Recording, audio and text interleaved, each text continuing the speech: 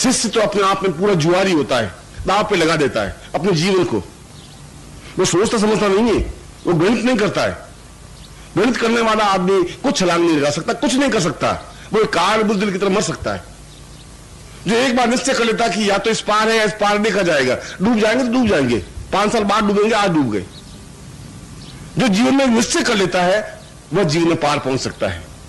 इसलिए कोई ईसा मसीह, चाहे रामकृष्ण परमहंस, चाहे शंकराचार्य, चाहे और कोई हो, वे भी हमारे तरह के व्यक्तित्व थे, मगर उनके जीवन में एक सत्य उद्घटित हुआ, उनके जीवन में संभावना बनी और अपने संभावनाओं को उजागर तक पहुंचाया।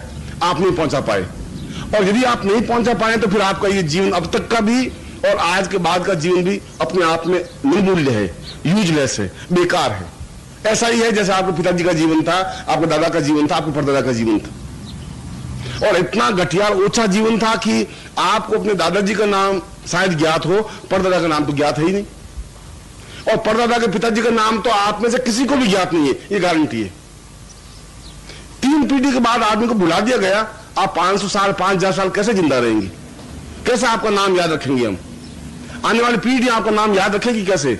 आप जिनके संतान हैं वो भी 3 पीढ़ी का आपको नाम ज्ञात नहीं है, फिर आप अपने आप में जीवन में चेतना युक्त कैसे बन सकेंगे? कैसे आप राधा बन सकेंगे? कैसे आप मीरा बन सकेंगी? कैसे आप रैदास बन सकेंगे? कैसे आप कबीर बन सकेंगे? कैसे तुलसी बन सकेंगे? क्या होगा? और यदि वैसा नहीं है तो रोज संसार में अगर आप खड़े हो जाए, हर 1 मिनट बाद एक लाश आती है, जला करके रवाना हो जाते, आपकी भी लाश ऐसे जाएगी, जलाकर खत्म कर देंगे।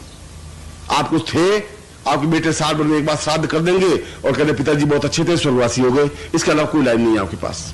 यदि आप ऐसा ही घटिया जीवन चाहते हैं तो फिर ये शिविर आपके लिए काम का नहीं है।